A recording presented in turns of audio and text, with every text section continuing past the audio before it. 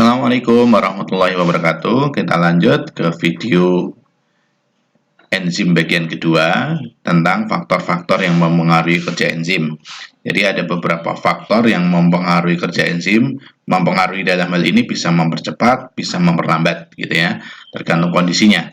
Nah, apa saja faktor-faktor tersebut? Di antaranya adalah suhu, pH atau keasaman, kemudian aktivator dan inhibitor, kemudian konsentrasi enzim, dan konsentrasi substrat.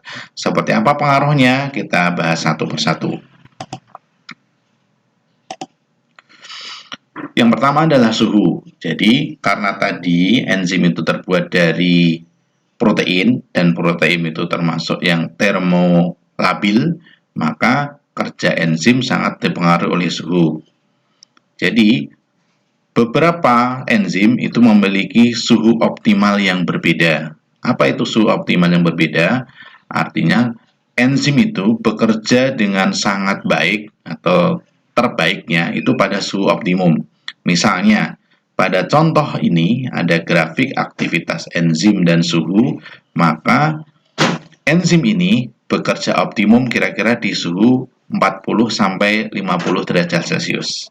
Jadi grafiknya akan seperti ini anak-anak. Jadi kalau suhunya terlalu rendah, enzim itu tidak bekerja.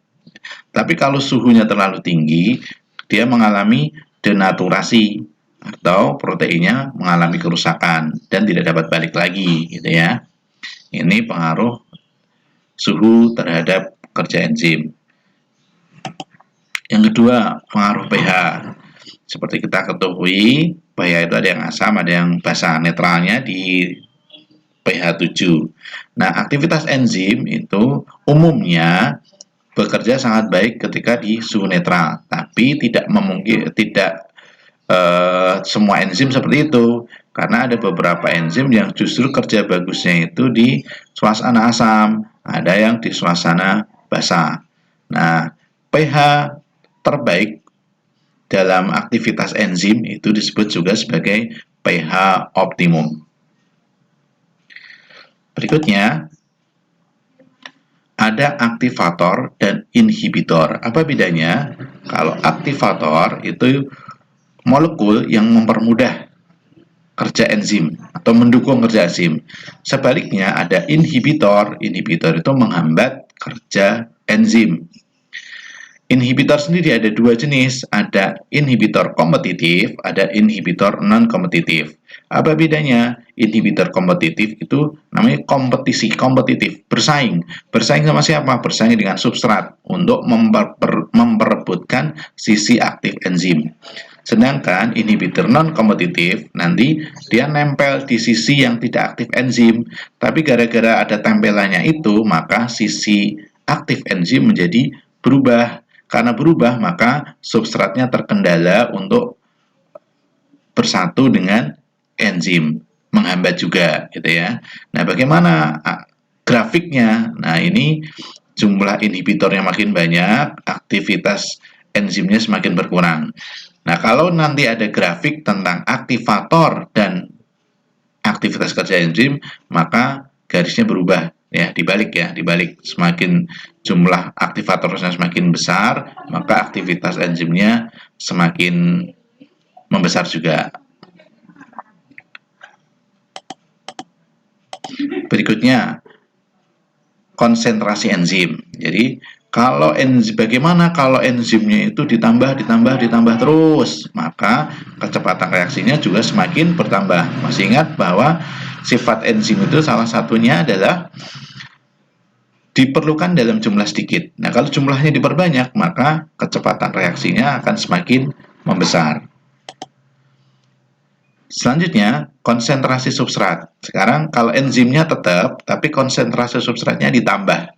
Ya, jumlah bahannya ditambah. Maka di awal kecepatan reaksinya akan semakin cepat. Tetapi nanti ketemu satu titik di mana semua enzim itu sudah berikatan dengan substrat. Nah, sehingga dianggap semua enzim sudah bekerja. Maka setelah itu kerjanya adalah linear atau konstan, tidak berubah kecepatannya lagi. Ya, karena semua enzim sudah bekerja. Nah, dalam pembelajaran metabolisme itu ada satu